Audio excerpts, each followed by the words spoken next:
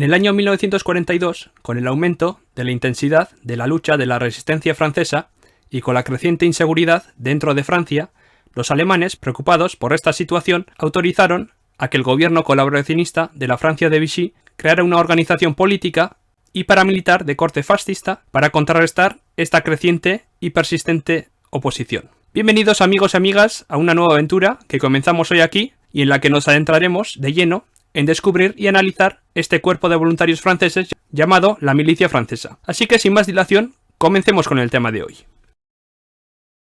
Bien, tras la entrada de los alemanes en París y con la renuncia forzada del primer ministro francés Paul Reynaud a mediados de junio del año 1940, hizo que los partidarios del armisticio con Alemania tomaran el poder del ejecutivo francés. Uno de estos ministros favorables a entablar negociaciones de paz con los alemanes fue el entonces ministro de Estado y veterano de la Primera Guerra Mundial, Philippe Pétain, el cual llegó a presidir el Consejo de Ministros francés, en sustitución de Reynaud. Una vez en el poder, Pétain pidió a Hitler el cese de las hostilidades mediante un armisticio, que se consumó el 22 de junio del año 1940. El armisticio contemplaba la separación o división de Francia, una zona bajo ocupación alemana, el cual se extendía por toda la costa oeste y norte de Francia, además de ocupar la capital, París, y gran parte de los departamentos del norte y del noroeste del país, incluyendo Bretaña, Normandía, Poitou y Compiègne, entre otros. Mientras en el sur se estableció la llamada Zona Libre o Zona Franca bajo el gobierno del Estado Nuevo francés, el cual se extendía por casi toda la costa mediterránea, desde la frontera con España hasta Marsella, quedando en su poder las regiones históricas de Auvergne, Languedoc y gran parte de Gascuña, y otros departamentos del sur y del suroeste del país. Además, también pudo mantener toda la administración de los territorios de ultramar que se extendían por África y Asia mayormente. El nuevo Estado francés, bajo el régimen de Pétain, se estableció en la ciudad balneario de Vichy. Es por ello que también fue conocida a esta zona como la Francia de Vichy. Pese a ser un Estado nominalmente independiente, la Francia de Vichy tuvo severas limitaciones impuestas por los alemanes con el armisticio del año 1940. Solamente se le permitía disponer de un ejército no superior a los 100.000 efectivos, y si bien se le permitió conservar toda su marina, esta debía estar atracada siempre en los puertos franceses. Estas limitadas fuerzas hicieron que le fuera imposible mantener una cierta esfera de influencia sobre sus territorios de ultramar, en los distintos continentes, acrecentando en parte que las autoridades coloniales francesas se sometieran a la ocupación aliada, y el alineamiento con la Francia libre creada por De Gaulle. En el año 1942 se materializó esa situación con la Operación Torch, el desembarco aliado en los territorios del norte de África francés, como en Marruecos y Argelia. La falta de resistencia decidida por parte de los franceses de Vichy hacia la operación aliada y la poca voluntad política del Estado francés propiciaron un aumento en la desconfianza hacia el Estado francés por parte de los alemanes, y un temor cada vez más creciente a que el flanco occidental quedara expuesto hacia nuevas operaciones y desembarcos aliados. Por esta misma razón, Hitler puso en marcha la Operación Anton, que consistía en la ocupación total de la zona libre francesa por parte de los alemanes e italianos, y la captura de la flota francesa de Vichy, acantonada en Toulon. La operación alemana resultó todo un éxito, con la mayoría de los barcos franceses hundidos por sus propias tripulaciones antes de que cayeran en manos alemanas, lo que imposibilitó a su vez que éstas se pudieran unirse a la flota aliada en un hipotético y posible desembarco sobre el sur de Francia. Con la ocupación alemana, el Estado libre de Vichy perdió la poca autonomía que le quedaba, convirtiéndose en un mero Estado títere de Alemania. No obstante, siguió ejerciendo una autoridad civil nominal sobre toda la Francia. Disipada la amenaza de un posible desembarco aliado en el sur de Francia, en el año 1942, un nuevo contratiempo tomó más fuerza en territorio francés: la resistencia. La resistencia francesa a partir del año 1942 intensificó mucho sus actividades y sabotajes en territorio francés. Esto preocupó enormemente a Hitler, ya que los servicios de la Gestapo y de la inteligencia de las SS estaban sobresaturados en erradicar las distintas células resistentes en territorio francés. A finales del año 1942, Hitler autorizó al primer ministro del Estado francés, Pierre Laval, para la creación de una organización que actuara como una policía política en el territorio francés, controlado por Alemania. De este modo fue utilizado como un cuerpo auxiliar para dar apoyo y asistencia a la inteligencia alemana y también a la Gestapo, ya que estos, al ser también franceses, conocían mejor tanto el terreno como las gentes donde se movían los miembros de la resistencia. Esta organización fue puesta bajo el liderazgo de Joseph Darnand, soldado veterano de la Primera Guerra Mundial y activista de extrema derecha. Darnand, desde sus inicios, apoyó al Estado francés del general Pétain, llegando a tomar el mando de la Légion Française des Combattants, una organización de veteranos de guerra creada por el gobierno de Vichy en el año 1940. A partir del año 1941, desencantado con la organización por la incorporación de jóvenes partidarios que jamás habían combatido, fundó la Service des Ordres Légionnaires, una organización paramilitar precursora de la milice. Finalmente, a principios del año 1943, quedó constituido el cuerpo de la Milice Française o la milicia francesa, absorbiendo parte de los integrantes del servicio de orden legionario y abriendo la puerta a todo tipo de miembros de todas las edades y de todas las profesiones. La milicia inicialmente fue constituida para que sus miembros pudieran tomar parte activa en la recuperación política, social, económica, intelectual y moral de Francia. Para ello fue dividida en varios departamentos. Un departamento de propaganda creada para glorificar las virtudes de la Revolución Nacional del Estado francés de Vichy y también usada para la lucha contra los ideales o mensajes subversivos.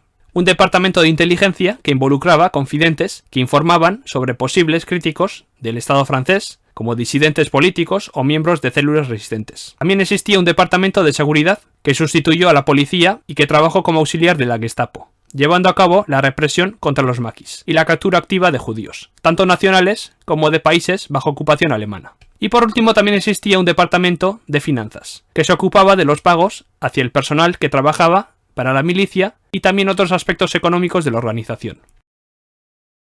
Aparte de los departamentos, los milicianos se distinguían en tres categorías. En la primera categoría se encontraban la gran mayoría de los milicianos. Estos principalmente eran civiles que mantenían una actividad militante que consistía, por ejemplo, en asistir a reuniones o a congresos y a movilizarse por causas humanitarias o cívicas. Estos generalmente no superaban los 6.000 a 11.000 miembros. La segunda categoría lo conformaban los Franc Garde, la rama armada de la milicia francesa. El objetivo esencial de esta tropa permanente era la de asegurar el mantenimiento del orden y la colaboración con los alemanes en la lucha contra los maquis franceses. Su cifra no llegó a los 1.700 miembros.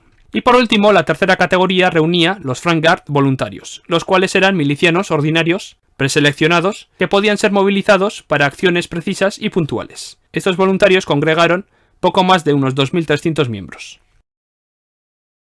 Bien, los Franc Garde fueron los únicos milicianos que estaban uniformados. Adoptaron el traje azul de los cazadores alpinos, también conocidos como chassé alpin, vestían unas botas negras, a veces también polainas sobre estas, pantalones y chaqueta de color azul marino, aunque también existieron variantes de chaquetas y pantalones de color verde oliva o caqui.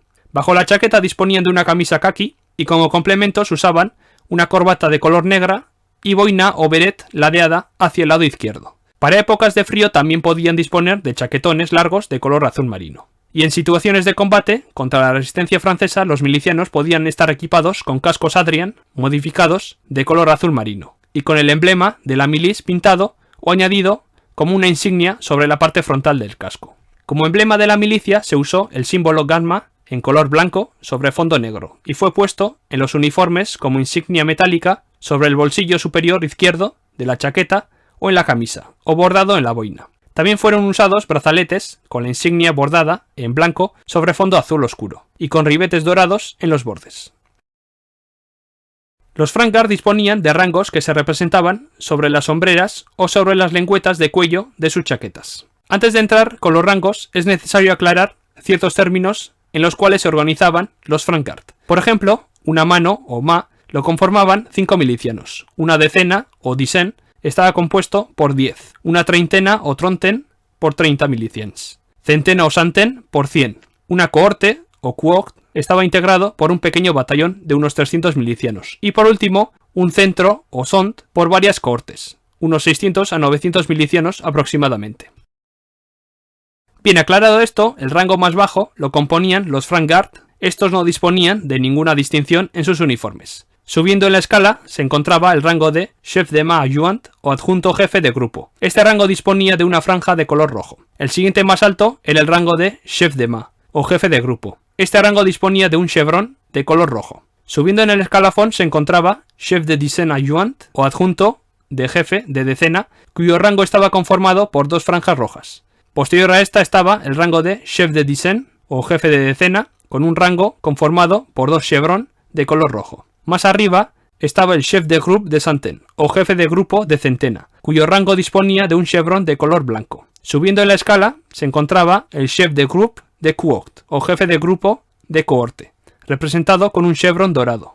El rango de chef de trentaine adjoint, también conocido como adjunto de jefe de treintena, era el siguiente más alto en el escalafón militar. Su rango estaba representado con una franja de color blanco. Uno más arriba se encontraba el rango de chef de trentaine, o jefe de treintena, cuyo rango se componía de una franja dorada. El siguiente rango más alto en el escalafón lo componía el chef de centaine adjoint, o adjunto de jefe de centena, con un rango representado con 2 franjas de color blanco. Uno más arriba estaba el rango de chef de centaine, o jefe de centena, con un rango representado con 2 franjas doradas. El siguiente en el escalafón militar era el rango de chef de cohorte adjoint, o adjunto de jefe de cohorte, con un rango representado por 3 franjas blancas. El rango de chef de cohorte era el siguiente más alto en el escalafón y contaba con 3 franjas doradas. Con una estrella plateada representada en su chaqueta se encontraba el rango de chef de centre adjoint, o adjunto de jefe de centro. Más arriba estaba el chef de centre, o jefe de centro, con una estrella dorada representando a su rango. El siguiente superior era la de chef de départemental adjoint, o adjunto de jefe de departamento,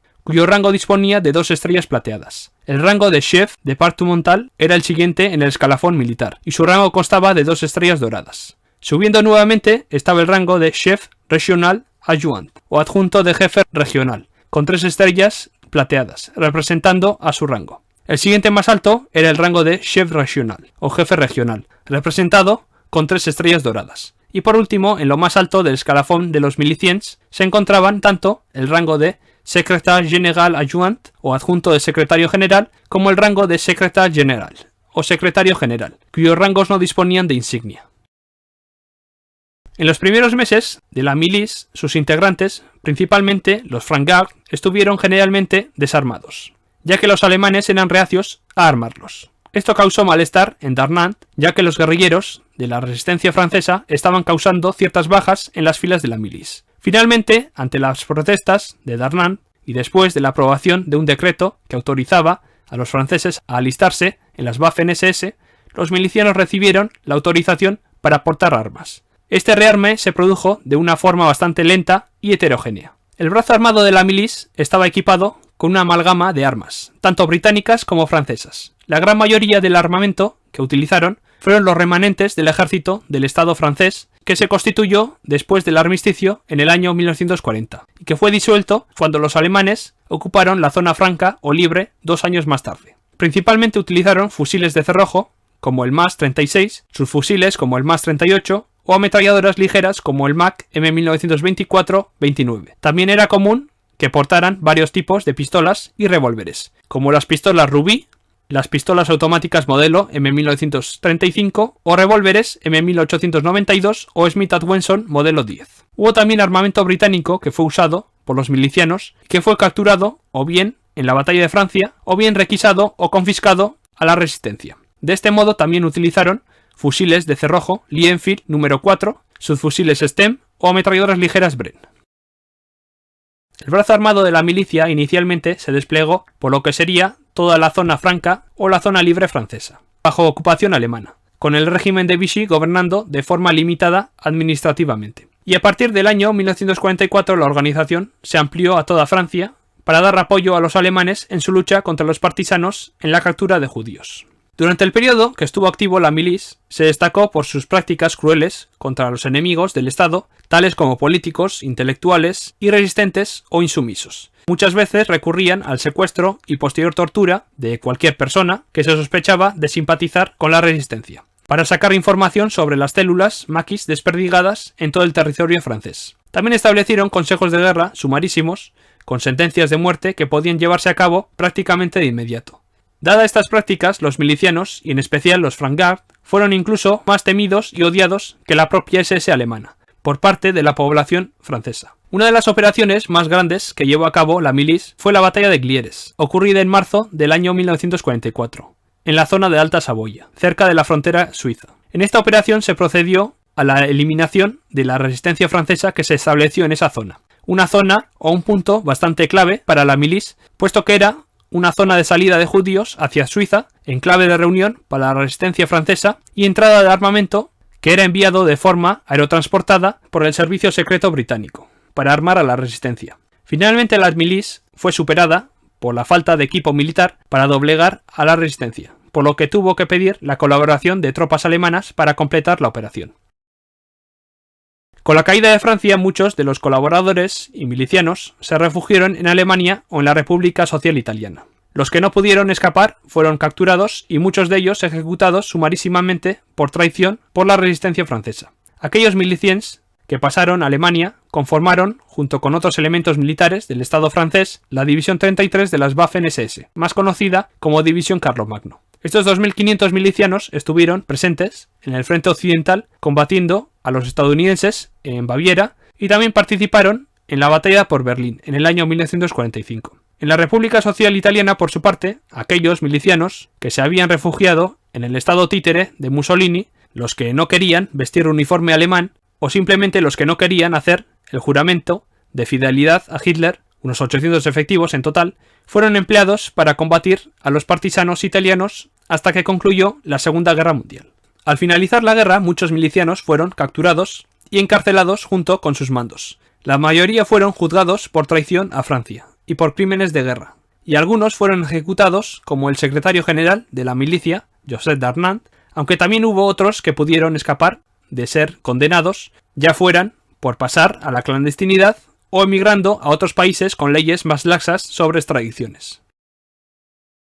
Pues bien, amigos, amigas, eso ha sido todo por hoy, espero que os haya gustado este vídeo relacionado con la milicia francesa, espero que se os haya hecho ligero, fácil de seguir y bastante entretenido.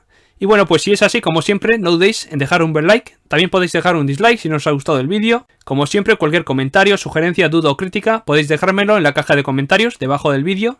Y luego también, si queréis estar enterados de las últimas noticias, de las últimas subidas al canal, podéis suscribiros y activar la campana para que os lleguen las notificaciones cuando suba un nuevo vídeo. Y también, si queréis colaborar con el canal o apoyarlo, podéis uniros a los miembros del canal o enviar un super thanks o compartir los vídeos, lo que queráis. Bien, y dicho esto, os emplazo para la próxima semana para ver un nuevo vídeo, un nuevo tema, que esta vez estará relacionado con otro cuerpo de voluntarios, en el que veremos la Fuerza Aérea Expedicionaria Mexicana, y también conocido como los Aztecas Voladores, que participaron en la Segunda Guerra Mundial en el Teatro de Operaciones del Pacífico, contra el Imperio de Japón y sus aliados. Y bueno, solamente deciros que será un tema bastante interesante a tratar y analizar, por lo que os aconsejaría que no os perdierais la próxima cita en el canal. Nada más por mi parte, un saludo a todos, amigos, amigas, cuidaos mucho y hasta la próxima.